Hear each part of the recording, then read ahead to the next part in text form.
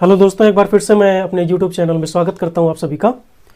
दोस्तों, मैंने इसके पिछले वाले वीडियो में ये बताया था कि किस तरह से प्रोटॉन और न्यूट्रॉन नाभिक में रहते हैं और इलेक्ट्रॉन नाभिक के चारों ओर अलग अलग वृत्तीय कक्षाओं में चक्कर लगाते हैं। मैं उसका डिस्क्रिप्शन इस वीडियो के द्वारा करना चाहता हूँ।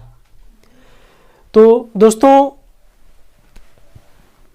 इस वीडियो के माध्यम से और इसी डिफिनीशन से मैं वैद्युत आवेश की भी परिभाषा बताऊंगा। वो कैसे है, चलिए देखते हैं। दोस्तों, ये न्यूक्लियस है जिसमें साफ तौर पर दिखाई दे रहा है कि प्रोटॉन और न्यूट्रॉन है और इलेक्ट्रॉन नाभिक के चारों ओर अलग अलग वृत्तीय कक्षाओं में चक्कर लगा रहे हैं। बोरबरी के सूत्र के हिसाब से, जो बोरबरी ने इलेक्ट्रॉनिक विन्यास का सूत्र दिया था 2n², जहां पर n कक्षाओं की संख्या होती है, तो पहली कक्षा में 2 इलेक्ट्रॉन 1 2, दूसरी कक्षा में हम n की जगह पे 2 रखेंगे तो 2 का वर्ग 4 होगा, 4 दूनी 8, तो दूसरी कक्षा में आप काउंट कर लेना 8 इलेक्ट्रॉन होंगे। और इसी तरह से जब तीसरी कक्षा होगी तो 3 का वर्ग 9, 9 दूनी 18, 18 इलेक्ट्रॉन, और तीसरी कक्षा में 18 इलेक्ट्रॉन है। तो इलेक्ट्रॉन नाभिक के चारों ओर चक्कर लगाते हैं अलग अलग वृत्तीय कक्षाओं में। पहली कक्षा में 2 इलेक्ट्रॉन, दूसरी में 8, तीसरी में 18, चौथी में 32, पांचवी में 50, और इस तरह से जैसे जैसे दूर की कक्षाएं बढ़ती जाती हैं इलेक्ट्रॉनों की संख्या भी बढ़ती जाती है। अब मैं दोस्तों यहां पर आपको एक कंसेप्ट बताना चाहता हूं। कौन सा कंसेप्ट है? प्रोटॉन में 1.6 × 10⁻⁻19 कूलाम का धनात्मक आवेश होता है और न्यूट्रॉन में कोई भी आवेश नहीं होता है।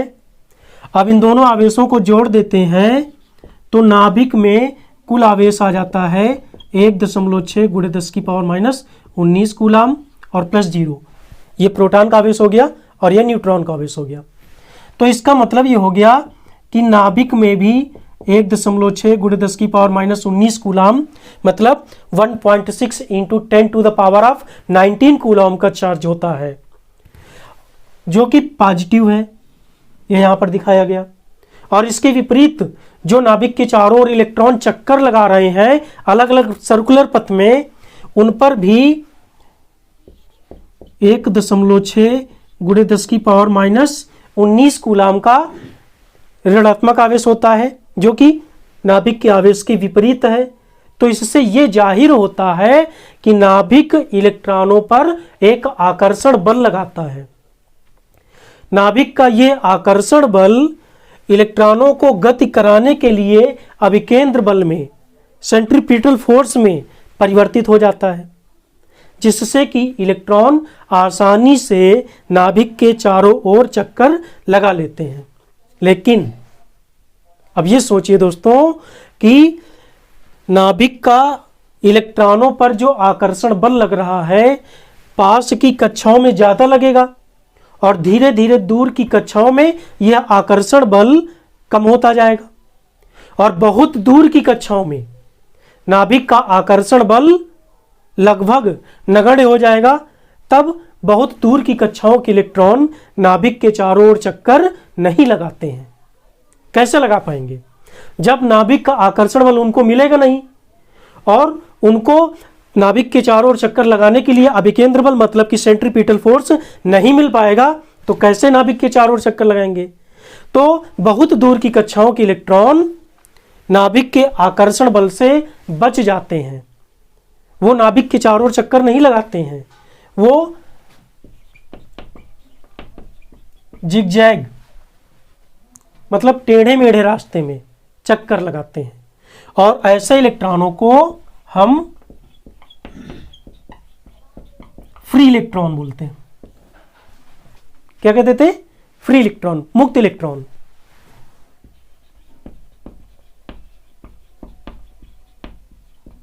ओके, तो मुक्त इलेक्ट्रॉन ऐसे इलेक्ट्रॉन हैं जो नाभिक के आकर्षण बल से बच जाते हैं। ऐसे इलेक्ट्रॉनों को मुक्त इलेक्ट्रॉन कहते हैं।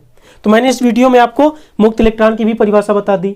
अब जब मुक्त इलेक्ट्रॉन जिगजैग पथ में मोशन करते हैं तो जब इनके मार्ग में मुक्त इलेक्ट्रॉनों के मार्ग में किसी हम कंडक्टर को रख देते हैं, किसी चालक पदार्थ को रख देते हैं, तो चालक पदार्थ में आवेश उत्पन्न होता है। क्या उत्पन्न होता है? चालक पदार्थ में आवेश उत्पन्न होता है, और चालक पदार्थ में उत्पन्न आवेश की मात्रा मुक्त इलेक्ट्रॉनों की संख्या पर निर्भर करती है। यहां पर मैंने दिखा दिया है कि Q is proportionally to N, number of free electron. N क्या है? नंबर ऑफ फ्री इलेक्ट्रॉन है। ओके, तो यहां से सूत्र बन जाता है Q बराबर Ne।